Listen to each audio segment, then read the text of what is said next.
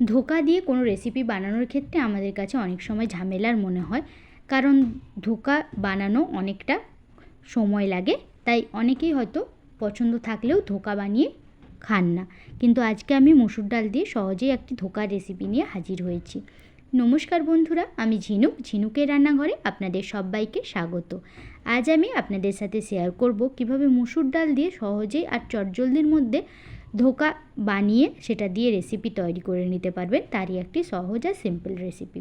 তাহলে চলুন বন্ধুরা, দেরি না করে আজকে এই সহজ সুন্দর রেসিপিটা শুরু করা যাক। এই ধোকা বানানোর জন্য সবার প্রথমে আমি 1 কাপ পরিমাণে ডালকে আধ ঘন্টা জলে ভিজিয়ে রেখেছিলাম। এবারে ওই ডালটাকে মিক্সিং জারের মধ্যে দিয়ে একটা ফাইন পেস্ট তৈরি করে নেব। আপনারা চাইলে কিন্তু শিলনোড়াতেও বেটে নিতে পারেন। সমস্ত ডালটা দিয়ে অল্প কিছুটা জল দিয়ে মিক্সির ঢাকা বন্ধ করে একদম স্মুথ পেস্ট তৈরি করে নিয়েছি। এখন একটা মিক্সিং বোলের মধ্যে আমি সমস্ত পেস্টটা ঢেলে দিচ্ছি, আর সাথে দিয়ে দিচ্ছি অল্প কিছুটা পরিমাণে হলুদের গুঁড়ো, দিয়ে দিচ্ছি লবণ, আর লাগছে আমার এখানে কাশ্মীরি লাল লঙ্কার গুঁড়ো। ব্যাস, এখানে আর কিছুই দেব না। এবারে খুব ভালো করে মিনিট 5-7 সময় নিয়ে ফেটিয়ে নেব। যত ভালো করে ফেটাবেন ধোকাটা খেতে কিন্তু ততটাই টেস্টি হবে। মিনিট 5-7 সময় নিয়ে ভালো করে ফেটিয়ে নিয়েছি। এবারে এটাকে সাইডে রেখে ভাপানোর জন্য একটা থালা নিয়েছি। থালার উপরে দিয়ে দিচ্ছি 1 চামচ পরিমাণে সরষের তেল।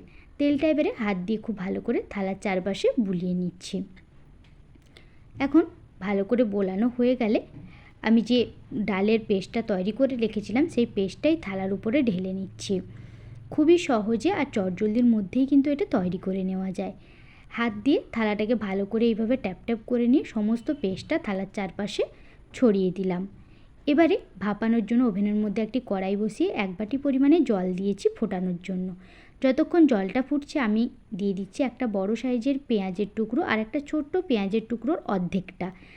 দিয়ে দিচ্ছি ঝালের জন্য কাঁচা লঙ্কা, একটা ছোট সাইজের টমেটো, একটা তেজপাতা যেটাকে ছিঁড়ে নিলাম, আর দিয়ে দিচ্ছি 1 চামচ জিরে, 2 ইঞ্চি পরিমাণে আদার টুকরো। এই জলের মধ্যেই এই বাটিটাকে বসিয়ে ভাপিয়ে নেব অল্প কিছুটা পরিমাণে জল দিয়ে। ওপর থেকে বসিয়ে দিলাম যে মসুর ডালের পেস্টটা আমি থালায় দিয়েছিলাম সেই পেস্টটা। এখন ঢাকা দিয়ে 10 মিনিট আমি মিডিয়াম ফ্লেমে ভাপিয়ে নেব। দেখুন ঢাকাটা খুলে কি সুন্দর চারিদিক থেকে উঠে এসছে। ভাপানো কিন্তু আমাদের একদমই কমপ্লিট। হাত দিয়ে যখন দেখবেন এভাবে হাতে লেগে যাচ্ছে না, শুধুমাত্র ভাপটাই লাগছে, তাহলে কিন্তু একদমই এই ধোকাটা বানানোর জন্য পেস্টটা আমাদের রেডি হয়ে গেছে। এখন সাঁড়াশি দিয়ে ভালো করে আমি নামিয়ে নিয়ে ঠান্ডা করে নেব। এই পর্যায়ে থালাটা অনেক গরম থাকে, তাই একদমই হাত দেবেন না। অপরদিকে মশলাটাও রেডি হয়ে গেছে, এটাকে ঠান্ডা করে নেব। তারপরে মিক্সিতে দিয়ে একটা ফাইন পেস্ট আমি এখানে তৈরি করে নেব।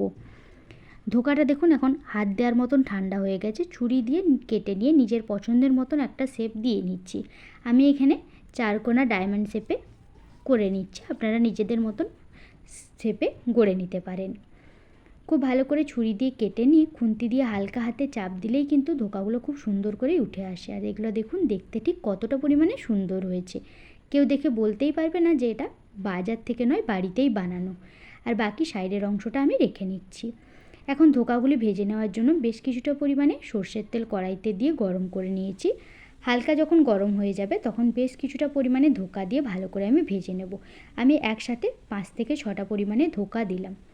গ্যাসের ফ্লেমটা মিডিয়ামে রেখে একটা সাইড খুব ভালো করে ভাজা হয়ে গেলে খুন্তি দিয়ে হালকা হাতে উল্টে নিয়ে অপর দিকটাও ভেজে নেব। এই ধোকাগুলো কিন্তু খুব বেশি ভাজার প্রয়োজন নেই, হালকা একটু ভেজে নিলেই চলবে।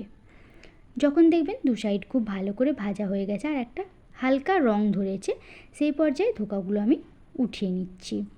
ধোকাগুলো সুন্দর করে ভাজা হয়ে গেছে, আর দেখুন ফুলে কিন্তু খুব সুন্দর করে ফুলে উঠেছে। এবারে কড়াই থেকে ধোকাগুলো আমি প্লেটের মধ্যে উঠিয়ে নিচ্ছি। ধোকাগুলো এতটাই টেস্টি হয় যে খালি মুখে খেতেও কিন্তু খুবই সুস্বাদু লাগে। দেখুন সবকটা ধোকা আমি ভেজে এখানে তুলে নিয়েছি।